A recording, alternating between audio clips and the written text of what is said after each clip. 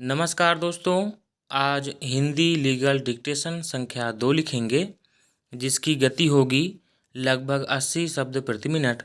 Dictation के दौरान comma और विराम भी बोला जाएगा। डिक्टेशन स्टार्ट होगी 5 सेकंड बाद। स्टार्ट। यह प्रकरण संविधान 97वां संशोधन अधिनियम 2011 की वैधता और संवैधानिकता से संबंधित है। विराम। इस अधिनियम से संबंधित विधेयक को लोकसभा के द्वारा 27/12/2011 को तथा राज्यसभा के द्वारा 28/12/2011 को आवश्यक बहुमत के द्वारा पारित किया गया था, जिस पर राष्ट्रपति ने दिनांक 12/1/2012 को अपनी सहमति प्रदान किया। विराम। पुनः इस संविधान संशोधन को राजपत्र में 13/1/2012 को प्रकाशित किया गया और दिनांक 15/2/2012 से इसे प्रवर्तन में लाया गया। इस संविधान संशोधन के द्वारा भारत के संविधान के अनुच्छेद 19(1)(ग) में सहकारी समितियां शब्दावली जोड़ा गया। विराम। तदनुसार अनुच्छेद 43(ख) और भाग 9(ख) भी संविधान में जोड़ा गया। विराम।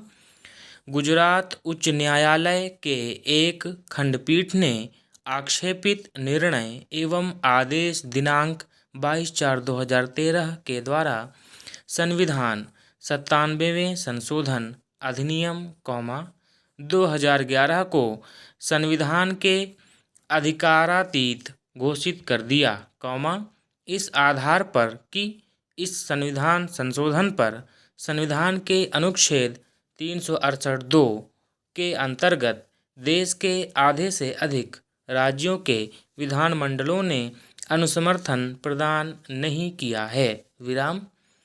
तदनुसार उच्च न्यायालय ने अनुच्छेद 19(1)(ग) और 43(ख) के संशोधन को प्रभाव शून्य घोषित कर दिया। विराम। अतः इस पूर्ण पीठ के समक्ष मुख्य विचारणीय प्रश्न इस संविधान संशोधन के संदर्भ में उच्च न्यायालय के निर्णय की वैधता एवं संवैधानिकता का परीक्षण करना था। विराम। Para change.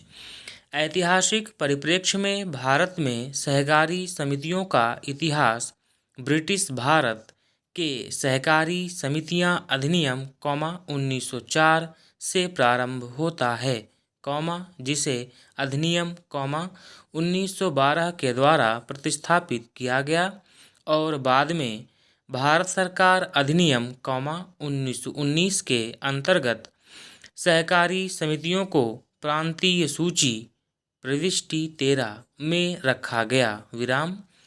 पुनः भारत सरकार अधिनियम 1935 के तहत भी इसे प्रांतीय सूची प्रविष्टि 33 में रखा गया, जिसे स्वतंत्रता प्राप्ति के बाद भारत के संविधान के 7वीं अनुसूची के दूसरी सूची अर्थात राज्य सूची के प्रविष्टि 22 के रूप में कायम रखा गया। विराम।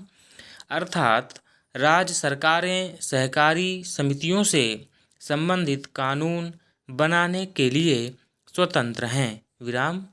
इस बीच मंत्रियों के एक कॉन्फ्रेंस 7/12/2004 में निर्णय लिया गया कि सहकारी समितियों को व्यापक संवैधानिक अधिकार प्रदान किया जाना चाहिए।